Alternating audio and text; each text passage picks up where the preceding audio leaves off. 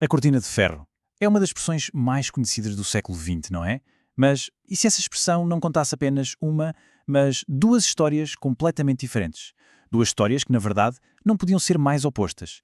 É exatamente isso que vamos explorar hoje. Como as mesmas três palavras puderam construir dois mundos. Então, quando se ouve a frase cortina de ferro, o que é que nos vem logo à cabeça? Bem, para a maioria das pessoas, a imagem é bastante clara e está ligada a um período muito específico da nossa história recente. E tudo começa aqui, 1946, com estas palavras famosas de Winston Churchill. Na altura, ele não estava a falar de uma barreira física, de um muro. Era uma metáfora, mas uma metáfora poderosíssima para a divisão política e ideológica que estava a tomar conta da Europa depois da guerra. Churchill estava, na verdade, a descrever uma realidade que se ia desenrolar ao longo de décadas. Começou com a divisão da Europa em Yalta, passou pelo tenso bloqueio de Berlim e teve o seu símbolo mais físico e, francamente, mais brutal na construção do Muro de Berlim. A sua queda em 89 e depois o colapso da União Soviética acabaram por marcar o fim desta era. E o que começou como uma metáfora, bem, depressa se tornou uma realidade física. Uma realidade muito, muito real e perigosa. Isto não era só uma linha no mapa, era uma fronteira fortificada que separou famílias, países e ideologias. A brutalidade disto era palpável. As fontes que consultamos descrevem-na com um detalhe arrepiante. Mais de 7.000 quilómetros de cercas, muitas delas eletrificadas, torres de vigia, campos minados, cães de ataque. Era literalmente uma cicatriz mortal a atravessar o continente desenhada para manter as pessoas dentro, não fora. Esta é a cortina de ferro que a história conhece e registra. Mas os materiais que estamos a analisar hoje apresentam uma narrativa completamente diferente, usando exatamente a mesma frase. Vamos avançar apenas 5 anos desde o discurso de Churchill. Estamos em 1951 e um professor universitário e ex-oficial dos serviços secretos militares chamado John Beatty publica um livro. O título The Iron Curtain Over America. E a definição dele de cortina de ferro era, bem, radicalmente diferente. E olhem, o livro não passou nada despercebido. Figuras militares de topo, como o tenente-general Streitmeyer, chegaram a dizer que pregariam o livro, descrevendo-o como um serviço essencial à nação. Mas que cortina era esta que eles achavam que tinha descido sobre a América? Ok, então qual era o argumento central do livro de Beatty? A coisa toda gira em torno de uma teoria histórica bastante controversa sobre um povo conhecido como os Khazares. De acordo com o livro, os Khazares eram um povo turco que se converteu em massa ao judaísmo na Idade Média. Beatty argumenta que são os descendentes deles e não os povos semitas do Médio Oriente que formam a maioria dos judeus da Europa de Leste. Esta distinção é absolutamente fundamental para a teoria dele. Portanto, o argumento é este. Beatty afirmava que este grupo, que ele chama de Khazares, tinha orquestrado uma conspiração gigante para subverter a civilização cristã. Ele alega que usaram o comunismo como uma espécie de ferramenta e que se infiltraram em posições de poder nos governos ocidentais, especialmente nos Estados Unidos, para manipular a política a seu favor. E esta teoria não ficou presa em 1951. Uma das nossas fontes é uma análise moderna do livro, em vídeo, que pega nestas ideias e as amplifica.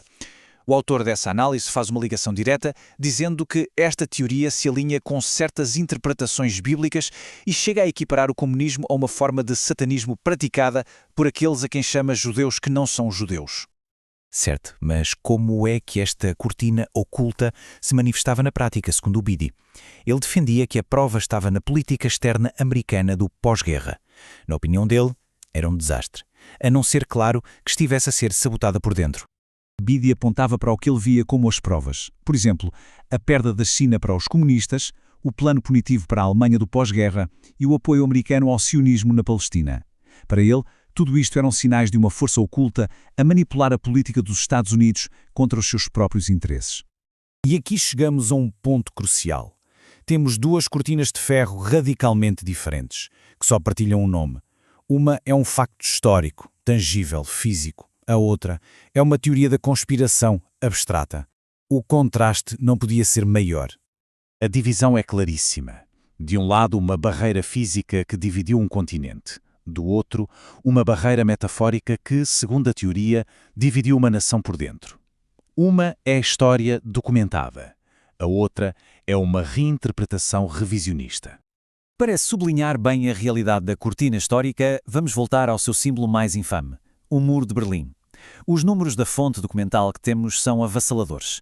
155 km de comprimento, 2 paredes de betão, 302 torres de vigia e uma faixa da morte no meio com, imagine-se, 55 mil minas terrestres. E isto tudo teve um custo humano, um custo bem real. De acordo com os registros históricos, este é o número de pessoas que morreram a tentar atravessar o Muro de Berlim. Cada morte, uma consequência tangível desta barreira física. Agora vamos contrastar essa dura realidade com uma citação do livro de Beatty. Aqui a luta não é sobre muros de betão ou vidas perdidas numa fronteira. É sobre batalhas políticas abstratas e a suposta subversão ideológica dentro dos partidos políticos americanos. A mudança de foco é total.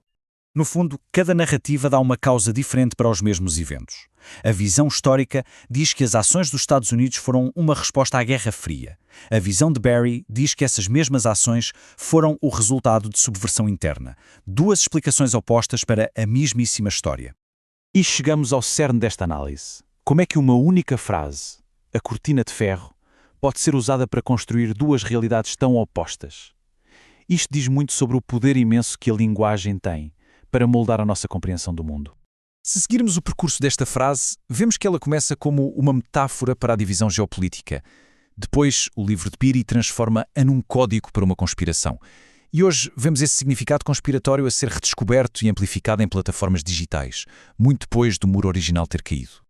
No final, o que temos são duas histórias que não se conseguem conciliar. Uma é sobre uma barreira física, de betão, que partiu um continente ao meio. A outra é sobre uma barreira metafórica, de engano, que alegadamente dividiu uma nação por dentro. Isto deixa-nos com uma pergunta final para refletir. Como é que uma única frase pode conter duas histórias tão contraditórias sobre a nossa história, sobre quem detém o poder e sobre a identidade nacional? É um testemunho fascinante de como as narrativas são construídas, disputadas e por vezes radicalmente reinventadas.